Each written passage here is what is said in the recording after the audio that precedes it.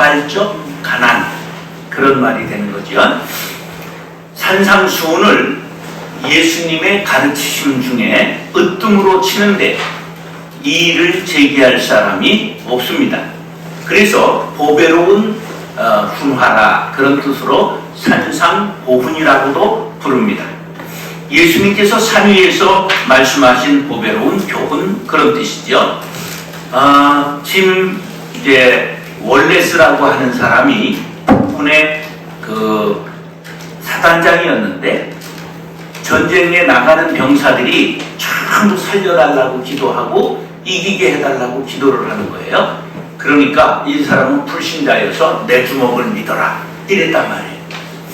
그랬는데 전쟁이 끝나서 훈장을 받고 제대했습니다. 예편에서 이 사람이 이제 내가 이 예수 믿는 사람들이 잘못된 거다, 성경이 허구다, 이런 걸 밝히기 위해서 유럽에 건너가서 성경을 반대하는 책들을 전부 수집하고, 그리고서는 자기가 성경을 돌아와서 이제 연구하는 겁니다.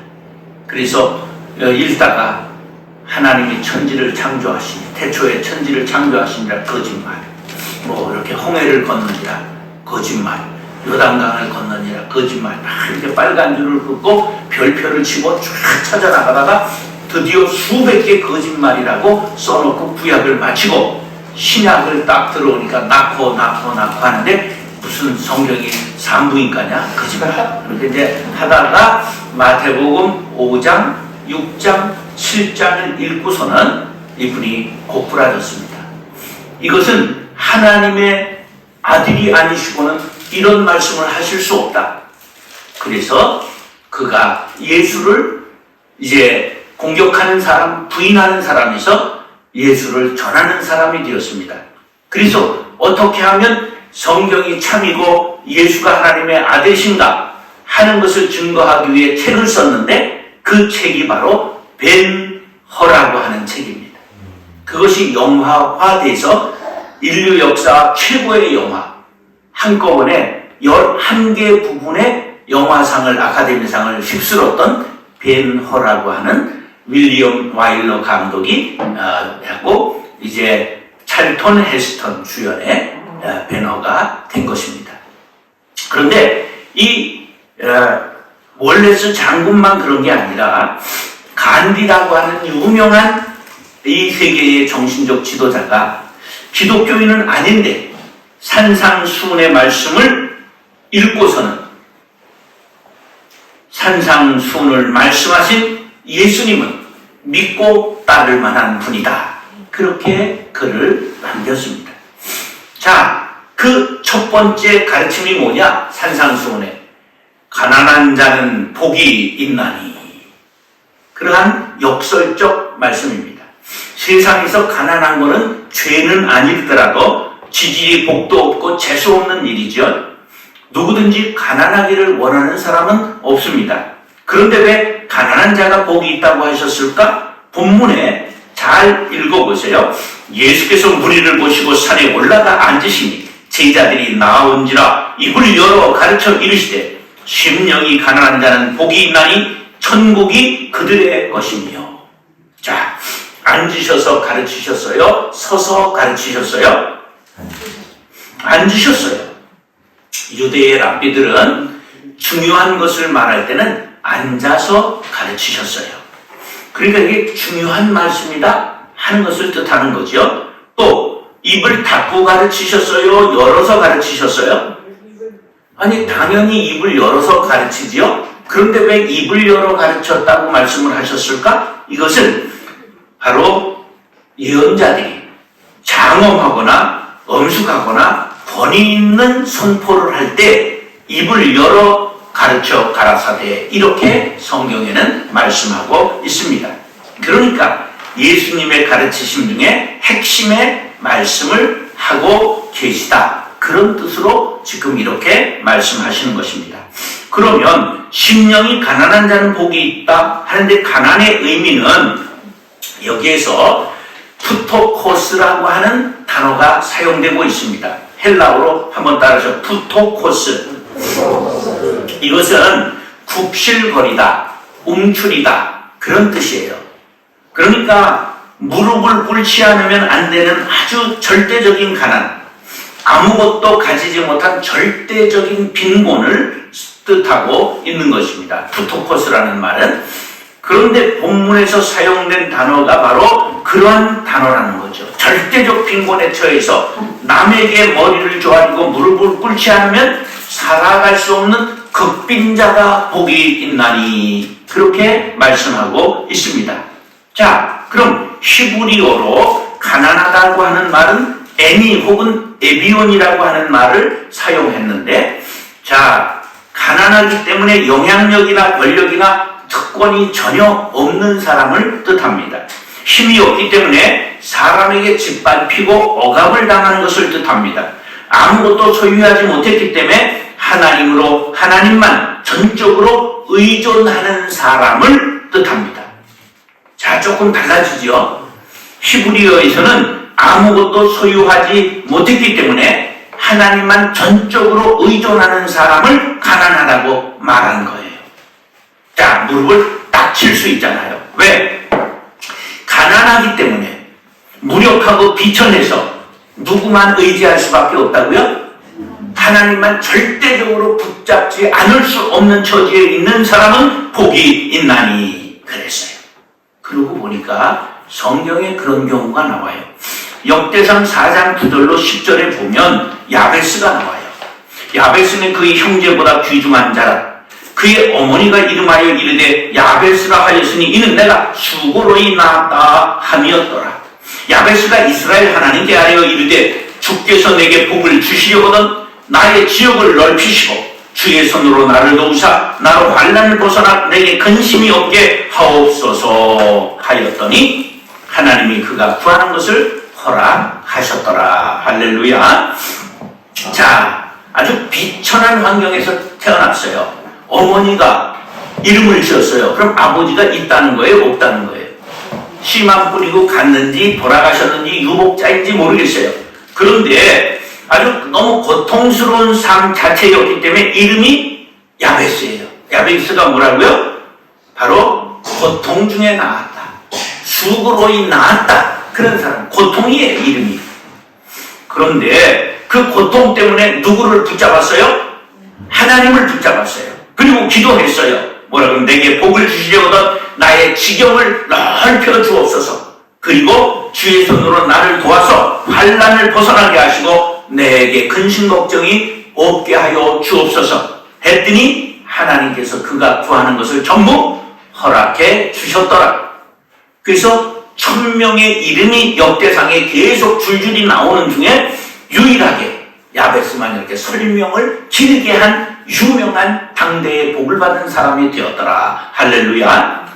그러니까 곤고한 사람, 가난한 사람이 하나님을 붙잡고 기도할 수 있기 때문에 이걸 복이라고 말씀하고 있는 것입니다. 그러고 보니까 시편 34편 6절에 이 곤고한 자가 부르짖으면 여호와께서 들으시고 그의 모든 환난에서 구원하셨도다 말씀하고 있습니다. 이렇게 인생이 공고할지라도 하나님께 부르짖고 직통하는 은혜를 누릴 수만 있다면 그것은 복이 되는 것입니다. 부자이기 때문에 하나님과 불통하는 것보다 가난하지만 하나님과 직통하는 것이 낫지 않겠습니까? 사랑하는 형제 자매 여러분, 절대 하나님을 붙잡는 절대 의존의 믿음을 갖고 하나님께 부르짖는 마음이 아주 가난한 영성의 소유자들이 될 수 있기를 예수님의 이름으로 축원합니다. 다시 자발적 가난. 세상에 뭐니 해도 뭐가 제일이죠? 머니가 제일이지. 예, 돈이 중요해요. 아주 유용해요. 돈은 사람을 세우고 높이고 대우받게 만들어요. 큰 차 타고 호텔에 가면 그냥 호텔 보이가 쫙 나와서 차를 자기가 몰고 주차해 줍니다. 근데 작은 차를 타고 오면 저리로 가라고. 저리로 가라고. 자, 가난은 불편해요. 택시 타면 10분 거리를 버스 타고 1시간 가기도 합니다. 그래서 가난을 원하는 사람은 없어요. 심지어 잠언에 현자가 이런 기도를 했습니다. 잠언 30장 7절로 9절에 내가 두 가지 일을 주께 구하였사오니 내가 죽기 전에 내게 거절하지 마시옵소서. 곧 헛된 것과 거짓말을 내게서 멀리 하옵시며 나를 가난하게도 마옵시고 부하게도 마옵시고 오직 필요한 양식으로 나를 먹이시옵소서. 혹 내가 배불러서 하나님을 모른다 여호와가 누구냐 할까 하오며 혹 내가 가난하여 도둑질하고 내 하나님의 이름을 욕되게 할까 두려워함이니이다. 이 아굴이라는 현자인데요, 이분이 가난하면 하나님의 영광을 가리우게 된다. 그런데 부자가 되어도 교만해서 하나님을 떠날 수 있다고 말하고 있는 것입니다. 너무 배불러도 하나님을 모른다 할 수 있지만 너무 가난하면 도둑질하고 비렁질하여 하나님의 영광을 가리울 수가 있습니다. 자, 우리 한국 속담에 사울 굶고 어디를 넘지 않는 사람 없다고요? 당 넘지 않을 사람 없다. 자, 그런데 이제 우리가 예수님 말씀을 생각하면 얘기가 달라집니다. 마태복음 19장 23절로 24절에 보면 예수께서 제자들에게 이르시되 내가 진실로 너희에게 이르노니 부자는 천국에 들어가기가 어려우니라. 다시 너희에게 말하노니 낙타가 바늘지로 들어가는 것이 부자가 하나님의 나라에 들어가는 것보다 쉬우니라. 가난한 사람이 천국을 소유하기가 부자보다 쉽다는 거예요. 오해하지 마세요. 부자는 천국 못 간다? 그러지 않았어요. 부자가 천국 가기가 얼마나 어려운가 예수님의 비유로 말씀하신 거예요. 자, 절대 부정이 아닙니다. 부자는 절대 천국 못 간다. 이건 절대 부정이죠. 그게 아니라 들어가기가 몹시 어렵다. 부분 부정이에요. 가난은 우리를 천국으로 인도하는 또 다른 문입니다. 이 문으로 예수님이 우리를 초청하십니다. 이 초청에 과감히 응한 사람들이 있는데 혹시 프란치스코라고 아세요? 네, 지금 교황이 프란치스코 1세 이렇게 자기 이름을 붙였어요. 이탈리아의 아시시라고 하는 곳에 1200년대 초에 아주 부잣집 아들 프란치스코가 있었는데 청년 시절 방탕하다가 어느 날 중병이 들어 죽게 됐는데 환상 중에 예수님을 보고 회심했습니다. 이때가 1204년이에요. 그는 전 재산을 버리고 동양하면서 수도 생활을 했습니다. 이걸 뭐라고 말하느냐면 우리 스님들이 무슨 수도하죠? 닭발 수도. 닭발이 동양을 말하는 거예요. 예, 그릇을 가지고 빌어먹는 걸 닭발이라고 해요. 그릇에 의탁하고 사는 것. 그러니까 닭발이에요. 그게. 발이 바로 주발, 사발, 그릇발자예요. 자, 그런데 이 사람이 부잣집 아들이 거지처럼 동양하고 수도 생활을 하는데 얼마나 경건한지 사람들이 그를 따르기 시작하자 프란치스코 수도회를 세우기 시작했고 그에게 영향을 받은 클라라라는 여자는 여자 수도회를 만들어서 지금도 아시시에 가면 두 수도원이 있습니다. 지금 여기에 큰 십자가가 우리 요 안쪽에 벽에 있죠? 2개 있어요. 큰 십자가 사는데 타우 T자로 이렇게 돼 있는 나무 십자가 있는데 거기서 제가 프란치스코 수도원에서 사온 겁니다. 올리브나무로 만든 아주 귀한 거예요.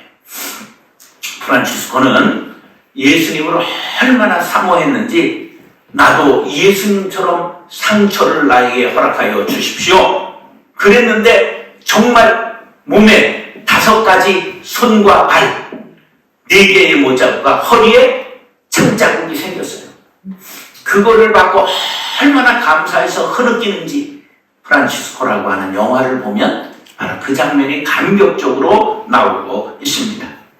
그때쯤은 중세기 천주교가 너무 타락해가지고 그냥 무너지고 있었어요.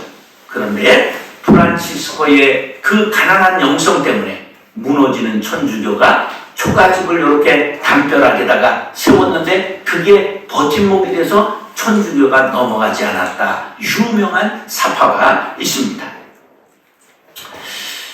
그가 어느 정도 거룩해졌느냐 하면 숲속을 걸으면 새가 날아와서 앉는 거예요. 그리고 막 사슴이, 들짐승들, 맹수들이 그의 앞에 와서 설교를 들었다. 그래서 제가 해마루에 3년 살면서 그냥 이 산속 깊이 들어가서 나도 그래 보려고 했는데, 보기만 하면 저기 그냥 완전히 고라니가 보기만 하면 도망가고, 그래서 한 마리도 성화를 시키지 못하고 실패하고 말았습니다. 이 자발적 가난으로 깊은 영성을 얻고 거룩한 영향력을 끼친 프란치스코가 유명한 시를 지었지요. 그게 바로 주여 나를 평화의 도구로 써 주소서. 미움이 있는 곳에 사랑을, 다툼이 있는 곳에 용서를, 분열이 있는 곳에 일치를, 의욕이 있는 곳에 믿음을, 오류가 있는 곳에 진리를, 절망이 있는 곳에 희망을, 어둠이 있는 곳에 광명을, 슬픔이 있는 곳에 기쁨을 심게 하소서. 위로받기보다는 위로하며, 이해받기보다는 이해하며, 사랑받기보다는 사랑하며, 자신을 줌으로써 얻고 용서함으로써 용서받으며 자기를 버리고 죽음으로써 영생을 얻기 때문입니다. 평화의 기도를 남겼습니다. 자, 잠언 16장 20절에 삶과 말씀에 주의하는 자는 좋은 것을 얻나니 여호와를 의지하는 자는 복이 있느니라. 가난한 것이 좋은 것이 될 수 없지만 우리가 자발적으로 가난을 택하고 전적으로 주님을 의지하게 되면 이것이 신령한 복이 된다는 사실을 우리 마음속에 꼭 깊이 간직하고 온전히 하늘의 백성으로 천국의 시민으로 살아갈 수 있게 되기를 예수님의 이름으로 축원합니다. 다시 영적인 겸손.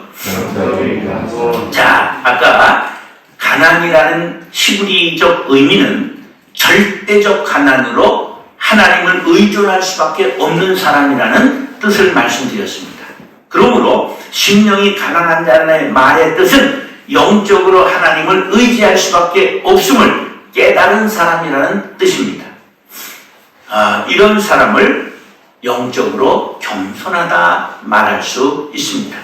이런 사람을 예수님은 엄청 칭찬하셨지요. 누가복음 18장 10절로 14절 말씀입니다. 두 사람이 기도하러 성전에 올라가니 하나는 바리새인이요 하나는 세리라.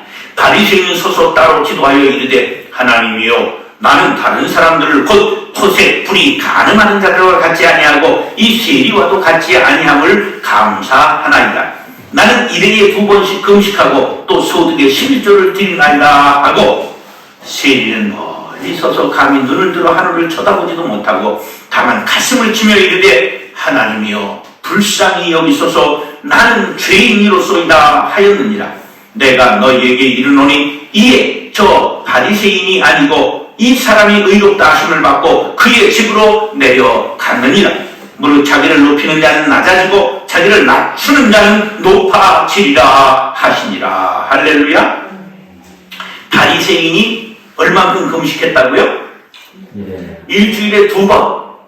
그리고 박하와 근체에 11조를 드렸다고 성경에 나오죠. 그게 우리나라로 말하면 텃밭에 심어놓은 상추와 쑥갓도 11조를 드렸다 그런 뜻이에요. 그런데 교만했어요? 겸손했어요? 교만했어요. 신앙이 교만이 되면 안 됩니다. 그래가지고 겸손한 모습을 털끝만치도 찾아볼 수가 없어요. 교만해도 너무 교만했어요. 이걸 제가 이름을 붙여봤어요. 바리새인은 무슨 놀이 했느냐? 종교 놀이를 한 거예요. 종교인 놀이를 한 거예요. 종교인이 된 것이 아니라 신앙인이 된 것이 아니라 종교 놀이를 했다 그런 말이에요. 잠언 16장 18절에 교만은 패망의 선봉이요 거만한 마음은 넘어짐의 앞장입니다. 세리는 어떻게 했을까요? 자신의 죄인 됨을 알고 머리를 듣지 못한 채 하나님의 자비를 구했습니다. 하나님 불쌍히 여기소서 나는 죄인입니다. 하나님은 이런 사람을 의롭게 여기신다고 예수님 말씀하셨어요. 영적으로 겸손한 사람 되시기를 바랍니다. 잠언 18장 12절에 사람의 마음의 교만은 멸망의 선봉이요 겸손은 존귀의 앞잡이니라. 중국 성경은 가난한 자는 복이 있나니 그 말씀을 겸손한 자는 복이 있나니로 번역을 했어요. 겸손은 다른 사람을 높이고 자신을 낮추는 태도입니다. 스스로 낮아지고 자신을 비우는 것을 뜻합니다. 그리스도인의 최고의 덕이 뭘까요? 겸손입니다. 겸자가 무슨 겸자일까요? 낮겸자에다 말씀 언변을 했어요. 말이 낮과 같이 고개를 숙이는 것을 겸손겸자라고 하는 거예요. 낫이 고개를 발딱 들으면 뭐예요? 칼이요 창이지. 낫은 언제나 고개를 숙여야 하는 것입니다. 그래서 어거스틴이 제자들이 어거스틴에게 묻습니다. 선생님, 기독교 최고의 덕은 무엇입니까? 겸손이니라. 그럼 두 번째 덕은 무엇입니까? 그것도 겸손이니라. 세 번째 덕은 무엇입니까? 그것도 겸손이니라. 끝까지 겸손을 유지하는 것이 중요합니다. 오늘 본문은 겸손을 가난한 마음으로 말씀하고 있습니다. 겸손은 어린아이와 같이 오직 하나님만 의지하는 마음입니다. 그래서 심령이 가난하고 마음이 가난한 사람은 겸손한 사람과 동일한 사람입니다. 영적인 겸손은 하나님 앞에서 자신을 낮추는 태도입니다. 하나님 앞에서 자신을 낮출 때 하나님의 은총이 햇빛과 같이, 단비와 같이, 오늘 내리는 눈과 같이 임하게 될 줄로 믿습니다. 역대하 33장 12절로 13절에 보면 므낫세의 이야기가 나옵니다. 그가 반란을 당하여 그의 하나님 여호와께 간구하고 그의 조상들의 하나님 앞에 크게 겸손하여 기도하였으므로 하나님이 그의 기도를 받으시며 그의 간구를 들으시사 그가 예루살렘에 돌아와서 다시 왕위에 앉게 하시매 므낫세가 그제서야 여호와께서 하나님이신 줄 알았더라. 이 므낫세라는 왕은 교만했어요. 그래서 하나님의 말씀을 듣지 않고 바벨론과 싸워 포로로 잡혀갔습니다. 바벨론에. 그때 정신을 차렸어요. 크게 겸손해져서 회개하니 하나님께서 은총을 베풀어 포로에서 돌아올 수 있게 하셨고 하나님을 잘 섬겼다고 말씀하고 있습니다. 겸손한 자는 마음이 가난하여 하나님을 절대 의존하는 사람입니다. 하나님께서는 겸손한 자에게 반드시 은총을 베푸십니다. 겸손한 자가 복 있는 자가 되는 이치를 깨달으시기 바랍니다. 사랑하는 형제 자매 여러분, 겸손하여 하나님을 의지하고 은총을 받는 가난한 마음의 소유자들이 될 수 있기를 예수님의 이름으로 축원합니다. 따라서 빈 마음. 예, 마음은 가득 차 있어야 돼요. 뭐 비워야 돼요.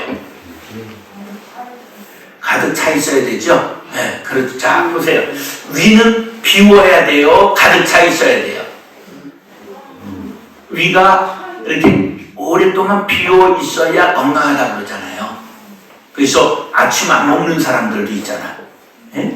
근데 중요한 건 오후 6시 이후에 안 먹고 예? 아침을 정시에 먹는 것. 그럼 그만큼 비워놓는 것이 위 건강에, 몸 건강에 아주 좋다는 거예요. 자, 하덕규라고 하는 사람이 작사 작곡한 가시나무 새라고 하는 노래 있지요.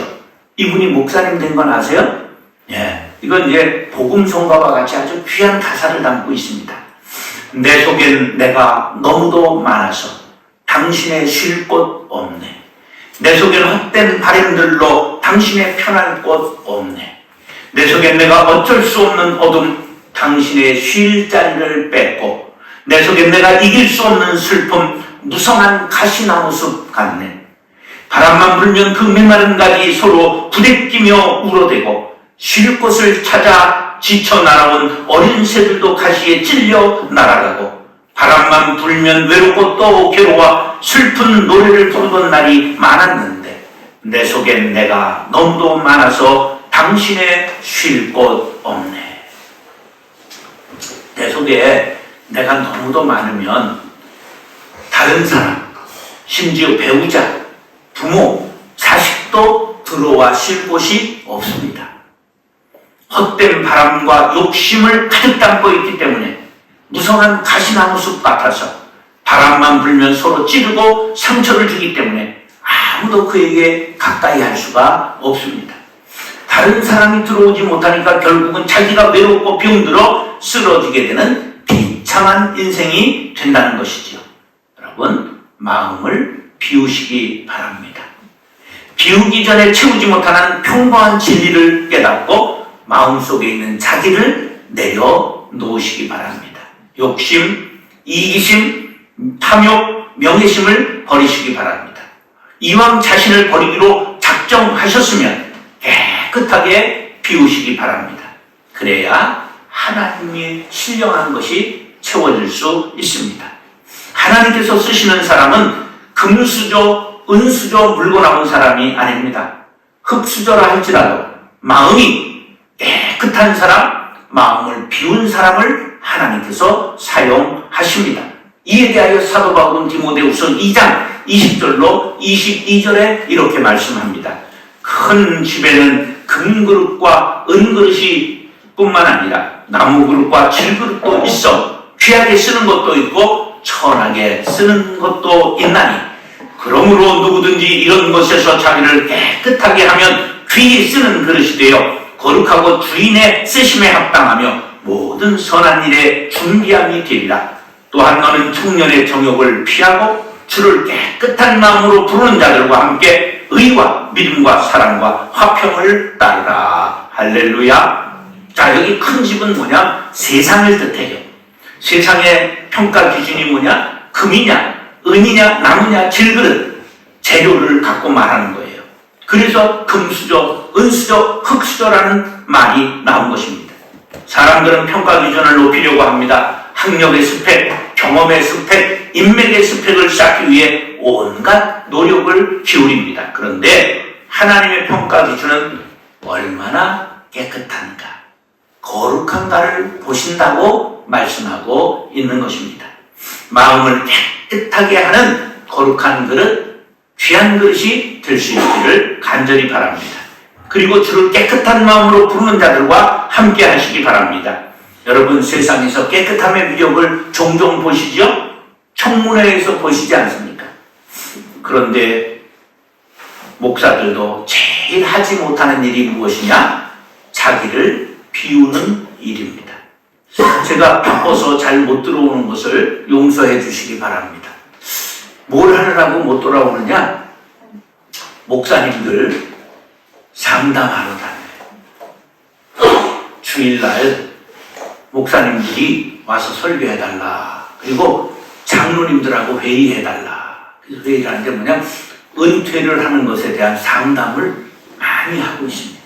왜? 목사님은 대우를 잘 받고 싶어 하고, 장로님들은 교회의 형편이 그렇게 안 된다 해가지고 좀 덜 드리려고 해서 그런 갈등을 조정하러 다니는 일이 많습니다.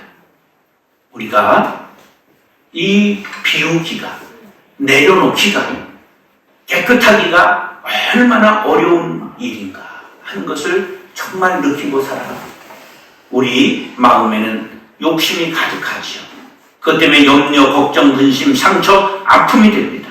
그것을 우리는 십자가 아래 전부 내려놓아야 합니다.